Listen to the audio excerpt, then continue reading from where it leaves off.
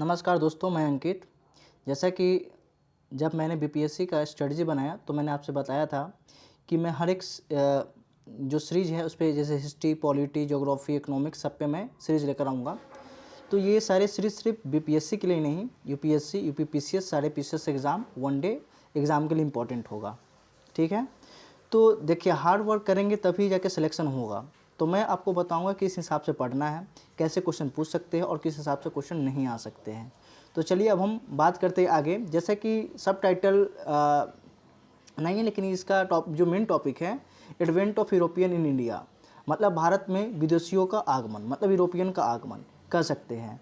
तो जब हम भारत के संदर्भ में जब हम बात करेंगे तो देखिए, जब प्राचीन काल से जब हम बात करते हैं या मिडिएवल काल में या मॉडर्न में, तो भारत में हमेशा एंट्री करने के दो मार्ग थे। एक था स्थल मार्ग, मतलब जो आपके थे बाई ट्रेड रूट, और दूसरा था सी रूट। ठीक है? तो मतलब समुद्री मार्ग। तो आप देख सकते हैं कि पहले जो यूरोपियन नेशन थे एंशिएंट काल में भी, जैसे रोमन एम्पायर की चर्चा होती है बहुत, फिर हम मेसोपोटामिया की चर्चा होती है, ईरान की चर्चा होती है। उस समय हमारा किससे, हड़प्पा सिविलाइजेशन से हमारा व्यापार चलता था। बाद में हम देख सकते हैं कि कुषाण से हमारा उनका संबंध स्थापित हुआ था रोमन से। तो इसी तरह से देख सकते हैं कि उस समय विदेशी जो था हमारा मुख्यतः स्थल मार्ग से, और दूसरा हमारे किस मार्ग से आते थे, सी रूट से आते थे। लेकिन अब देखिए, मैं आपको ज्योग्राफिकली बता दूं तो वो प्लेसेस कहाँ पे पड़ेंगे। तो आप देखिए, एक चीज़ मैं आपको इम्पोर्टेंट बता दूं कि जब भी आप हिस्ट्री पढ़ें और कुछ ऐसे आए तो अपने साथ एटलस ज़रूर रखें और देखें कि वो सारे प्लेसेस कहाँ पे हैं। क्योंकि जब आप हिस्ट्री के साथ ज्योग्राफी को अटैच करके पढ़ेंगे तो काफ़ी आपको ज़्यादा इंटरेस्टिंग लगेगा, और हिस्ट्री कभी बोरिंग नहीं लगेगा काफ़ी, क्योंकि हिस्ट्री काफ़ी इंटरेस्टिंग सब्जेक्ट है, उसको इंटरेस्ट के साथ लेके पढ़ें। तो देखिए, मैंने आपको बोला कि ट्रेड मतलब कि स्थल मार्ग। तो देखिए, जब भारत के जब इस हिस्से को देखेंगे तो ये स्थल मार्ग से जुड़ा हुआ था, और इसी जगह पर जब हम आगे पढ़ेंगे तो खैबर पास पड़ेगा, बोलन घाटी पड़ेगी, कोमल दर्रा, जो भी जितने भी दर्रे पड़ते सारे इसी रीजन में पड़ते हैं। ठीक है? जो कि हमारा ये स्थल मार्ग था।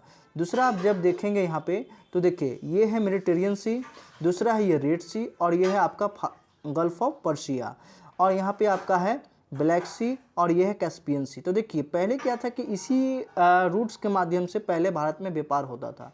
लेकिन ऐसा क्या कारण बना कि यूरोपियंस को नए रूट की खोज की ज़रूरत पड़ गई।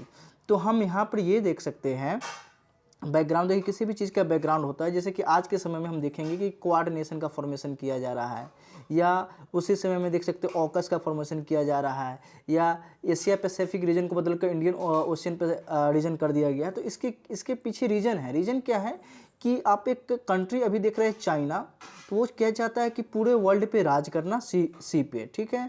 वो चाहता है मलक्का स्ट्रेट पे, वो चाहता है साउथ चाइना सी पे राज करना। ठीक है? ठीक उसी तरह से जब आप पढ़ेंगे तो 14वीं शताब्दी तक क्या था, जिसे फ्री ट्रेड हो रहा था पूरे यूरोप नेशन जो थे एशिया के साथ, और आपके मध्य एशिया के साथ, ईस्ट एशिया के साथ वो व्यापार कर रहा था। तो आप स्थल मार्ग में देखिए, हम आपको बता रहे हैं स्थल मार्ग में पहले कि टर्की था, फारस था, ईरान था, इराक से होते हुए अफगानिस्तान, वहीं पे खैबर बोलन था जिस पे भारत पहुंचा जा सकता था, और दूसरा जैसा कि मैंने आपको बताया जलमार्ग में भूमध्य सागर, जो मेडिटेरियन सी है, काला ब्लैक सी, रेड सी सागर, और अरब खाड़ी। देखिए, मैं आपको एक होमवर्क देता हूं, अगर आप मेरे वीडियो देख रहे हैं तो आप हिस्ट्री के साथ ज्योग्राफी भी करें। मेरा होमवर्क आप लोग के साथ ये रहा कि आप ये देखें कि मेडिटेरियन सी के साथ कौन कौन सी देश टच कंट्री जो है वो उसका बॉर्डर शेयर करती है। दूसरा, रेड सी के साथ कौन कौन करती है। तीसरा, आप ये बताएंगे ब्लैक सी के साथ कितने कंट्री जो है आपस में बॉर्डर शेयर करते हैं। नंबर थर्ड, आप ये करेंगे कि आपका जो अरब सागर है वो लोकेशन कहाँ पे, वो बताएंगे। क्योंकि जब आपको ज्योग्राफी का पता होगा तो हिस्ट्री ऑटोमेटिक आसान हो जाएगी, अगर ज्योग्राफी का पता नहीं है तो फिर हिस्ट्री मुश्किल होती है। तो ऐसे में ज्योग्राफी का भी जानना साथ में जरूरी है, जो कि आपके लिए फ़ायदा होगा। ठीक है? फिर आगे बढ़ते हैं। तो मैं आपको उसी कड़ी में कि आखिर क्या ज़रूरत था कि यूरोपियंस को एक नए मार्ग की ज़रूरत पड़ी। तो ऐसे में हम देख सकते हैं कि 14वीं शताब्दी तक मैंने आपको बताया कि पूरे निर्विरोध रूप से व्यापार चल रहे थे। मतलब यूरोपियंस को एशिया में, ईस्ट एशिया में व्यापार करने का कोई मनाही नहीं था, मतलब कोई अवरुद्ध नहीं था। लेकिन अचानक से ऐसा 15वीं शताब्दी में होता है कि उस्मानिया के सुल्तान ने क्या किया, कुस्तुतुनिया पर अधिकार कर लिया और उसने क्या किया, जो समुद्री मार्ग था और जो स्थल मार्ग था दोनों पे ही कब्जा कर लिया, मतलब एक्वायर कर लिया एक तरह से देखे तो, ठीक है। जिससे क्या हुआ कि जो यूरोपियन कंट्री थे, यूरोपियन मतलब बोले तो जो ब्रिटिशर्स थे, जो पुर्तगालिस थे, जो स्पेन थे, जितने सारे जो पूरे विश्व पे राज किए हैं, उन लोगों का एक तरह से एशिया और ईस्ट एशिया के साथ मतलब आपका पूरी तरह से कटाव हो गया, मतलब अवरोध हो गया। अब वो लोग इस तरह से व्यापार नहीं कर सकते थे, तो ऐसे में उनको एक नए मार्ग की ज़रूरत पड़ी और इसी नए मार्ग की खोज के लिए सबसे पहले जो व्यक्ति निकला था वो कोलंबस। जब आप देखेंगे सबसे पहले कौन निकला था, कोलंबस। तो देखिए, तो कोलंबस कहाँ का निवासी था, स्पेन का, और वो खोज किसकी करने के लिए निकला था, भारत का। लेकिन खोज किसका किया उसने, अमेरिका का। और कब, 1494 में। तो देखिए यहाँ पे क्वेश्चन फॉर्मेट में आपको बताऊंगा, सिर्फ पढ़ना नहीं है, आपको याद रखना है। देखिए एक बात याद रखें, मेरे क्लास में अगर आप जब मेरा वीडियो देखेंगे तो आप 100% अगर अटेंडेंस अपना पूरा कंसंट्रेशन दिया तो समझिए 75% चीज़ें आपको क्लास में याद हो जाएगी, रिमेनिंग 25% आपको रिवीजन करना पड़ेगा। अगर आप कंसंट्रेट नहीं है, वीडियो स्किप करते हैं, तो इसमें घाटा आपका है, मेरा नहीं, क्योंकि मेरा काम है फ्री ऑफ कॉस्ट पढ़ाना, अपने ज्ञान को लोगों तक पहुंचाना कि जो मैंने पढ़ा है आप सभी को पहुंच सके। तो चलिए मैं आपको बताता हूं किस तरह से क्वेश्चन फ्रेम करना है। पहला, कोलंबस जो था, तो क्वेश्चन आएगा कि कोलंबस कहाँ का निवासी था, तो आप बताएंगे स्पेन। कोलंबस ने किसकी खोज की, अमेरिका की खोज की। कब खोज की, 1494 में। दूसरा चीज़ ये याद रखें कि जो यूएसए को जो हम अमेरिका बोलते हैं, क्या ये उसी अमेरिका की खोज किया था, नहीं, ये वेस्ट इंडीज़ का खोज किया था, याद रखें। इसने अमेरिकन कॉन्टिनेंट का खोज किया था कोलंबस ने, न कि अमेरिका का, ठीक है, क्योंकि अमेरिका का नाम अमेरिको के नाम पे पड़ा है, न कि कोलंबस से खोजने के कारण, ठीक है। तो ये याद रखें हमेशा। तो वन लाइनर वाले भी हमेशा याद रखें, जब वन लाइनर एग्जाम में आएगा तो ये क्वेश्चन पूछा जाएगा कि कोलंबस कहाँ का, तो स्पेन का, किसका खोज, अमेरिका, और 1494 में अमेरिका की खोज किया गया, ठीक है। अब आगे हम चलते हैं एक नए समुद्री मार्ग की खोज की तरफ। तो सबसे पहले आगे जब देखेंगे तो बार्थोलोम्यू डियास, कोलंबस के बाद बार्थोलोम्यू डियास की बात करते हैं। तो देखिए इस मैप में जब आप गौर से देखेंगे तो यहाँ पे दो रूट्स की बार दिखाया गया। तो एक रूट जो है ये है और दूसरा रूट ये है। तो जो पहला रूट था वो बार्थोलोम्यूस डियास ने 1487 में क्या किया था, डिस्कवर किया था। और जो प्लेस का नाम था वो था नाम केप ऑफ गुड होप, जिसको हिंदी में बोलते हैं आशा अंतरद्वीप या तूफानी अंतरद्वीप, याद रखें। तो क्वेश्चन आ सकता है सर्वप्रथम केप ऑफ गुड होप का खोज किसने किया, तो बार्थोलोम्यू डियास ने किया। कब किया, तो 1487 में किया, और उसी को हिंदी में आशा अंतरद्वीप या तूफानी अंतरद्वीप कहते हैं। अब देखिए जब कोई एक मार्ग खोजा जा चुका है तो उस मार्ग पे चलने में कोई कठिनाई नहीं होगी। तो ठीक वही काम किए 10 वर्ष के बाद आपके पुर्तगाल के निवासी वास्को डी गामा। तो देखिए क्वेश्चन पूछा जाता है कि वास्को डी गामा कहाँ के निवासी थे, तो पुर्तगाल के निवासी थे, ठीक है। तो ये 1497 में मतलब 1497 में जिस प्लेस को खोजा जा चुका है ऑलरेडी बार्थोलोम्यू डियास के द्वारा, ये सेकेंड रूट के माध्यम से केप ऑफ गुड होप पे पहुंचते हैं और यहाँ पे ये आगे भारत का खोज करने के लिए निकलते हैं, जब देख सकते हैं। ठीक इसके साल भर बाद हम देखेंगे, साल भर बाद जब हम देखेंगे तो इस रूट से लेते हुए ये कालीकट के तट पे पहुंचे, और किसकी सहायता से, तो अब्दुल मानिद की सहायता से। और तारीख जो था वो था 20 मई 1498, याद रखें 20 मई 1498 को ये वहाँ पहुँचते हैं, ठीक है। टोटल तो आप यहाँ पे क्वेश्चन दो तीन टाइप से फ्रेम हो सकता है। पहला कि वास्को डी गामा कहाँ का निवासी था, तो पुर्तगाल का। भारत की खोज किसने किया, तो वास्को डी गामा ने किया। कब किया, तो 20 मई 1498 को किया था। किसकी सहायता से किया था, मतलब पथ प्रदर्शक कौन था, तो अब्दुल मानिद था। कहाँ पहुँचे थे, तो कालीकट के तट पे पहुँचे थे। अगर ज़्यादा से ज़्यादा अगर हार्ड क्वेश्चन बनाएगा तो वो आपसे क्वेश्चन ये पूछ सकता है कि कालीकट के किस बंदरगाह पे उन्होंने खोज किया था। तो आप देख सकते हैं कप्पर डाबू नामक बंदरगाह पे इन्होंने अपना बेड़ा उतारा था। तो बस इससे ज़्यादा क्वेश्चंस आपके वास्को डी गामा पर अभी तक क्वेश्चन नहीं पूछे जाएंगे, ये क्वेश्चन है। तो याद रखिए, तो क्वेश्चन ये आ सकता है कि भारत में सर्वप्रथम कौन सा यूरोपीय आया था, तो वो उस यूरोपियन का नाम था पुर्तगालीज। पुर्तगालीज में भी पहले कौन थे, वास्को डी गामा थे। वास्को डी गामा कब आए, तो 20 मई 1498 को, ठीक है। किसकी सहायता से आए? तो अब्दुल मानिद की सहायता से आए। और कहाँ पे आए? तो कालीकट पे आए, कालीकट पे, ठीक है। तीसरा क्वेश्चन कि किस बंदरगाह पे अपना बेड़ा उतारा? तो वो कपक डाबू था, ठीक है। और इनका स्वागत किसने किया? जमोरी ने किया, ठीक है।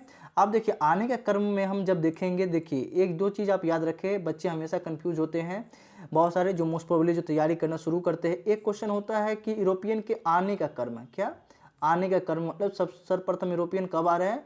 और दूसरा कंपनी स्टेब्लिश, मतलब जो उन्होंने अपना कंपनी बनाया है उसके स्टेब्लिश के तौर पे उनको अरेंजमेंट करना होता है।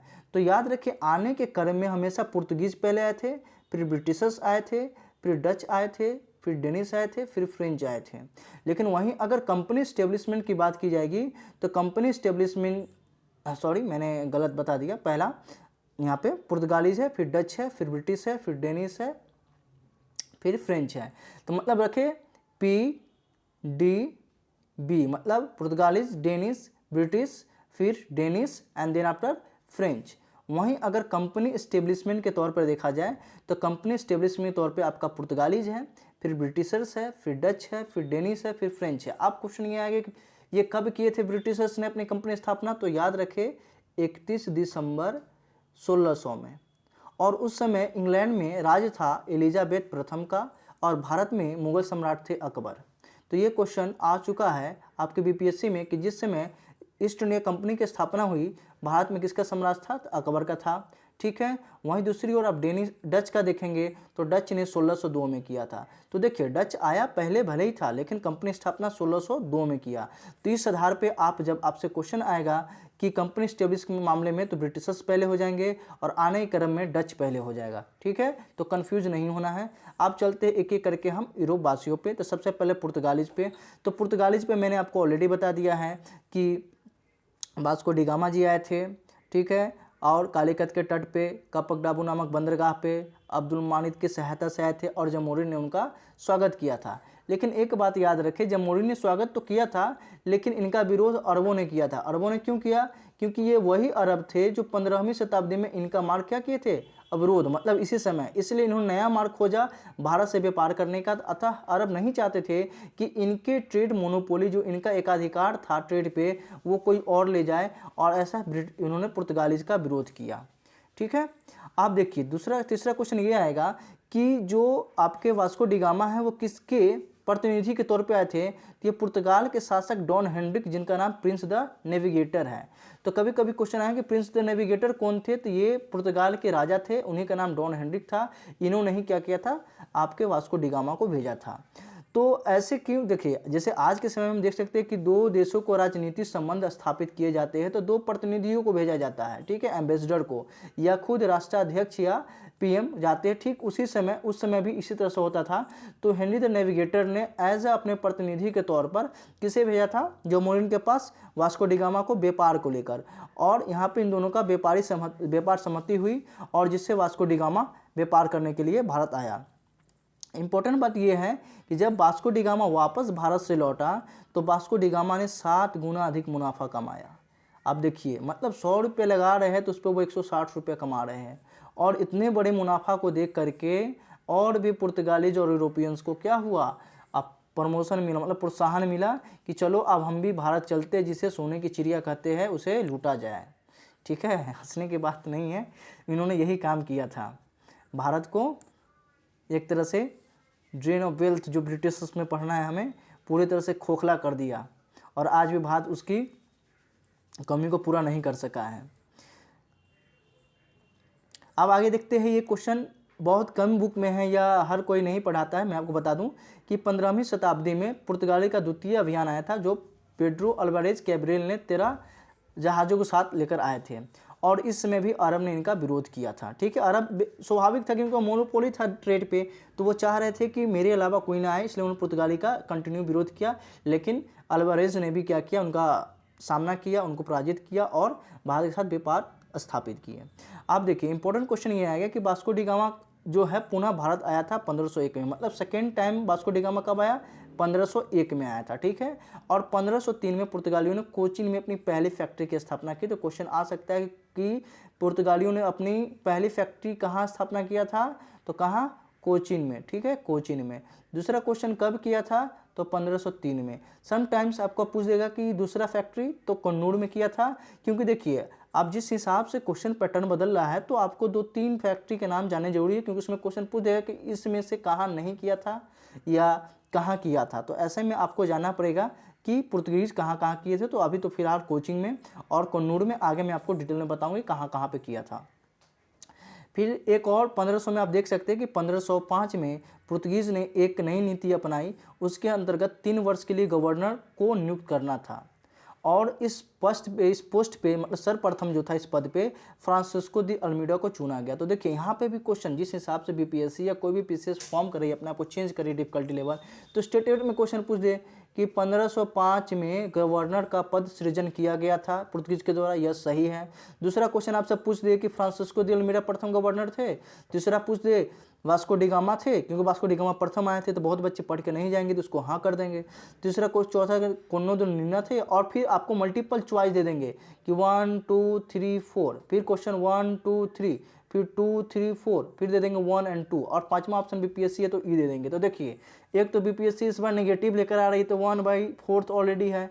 अगर जिस बच्चे को नहीं पता, अगर वो गलती से भी अगर आप ऑप्शन ये ले लिए वास्को डी गामा वाला 1 2 3, तो ऐसे में क्या हो जाएगा, या ई ऑप्शन मार दिए तो आपके आंसर गलत हो जाएंगे और आपके नेगेटिव हो जाएंगे। तो ऐसे में जानना जरूरी है कि 1505 में आपके पुर्तगालियों ने क्या किया था, सर्वप्रथम 3 वर्ष के लिए गवर्नर का पद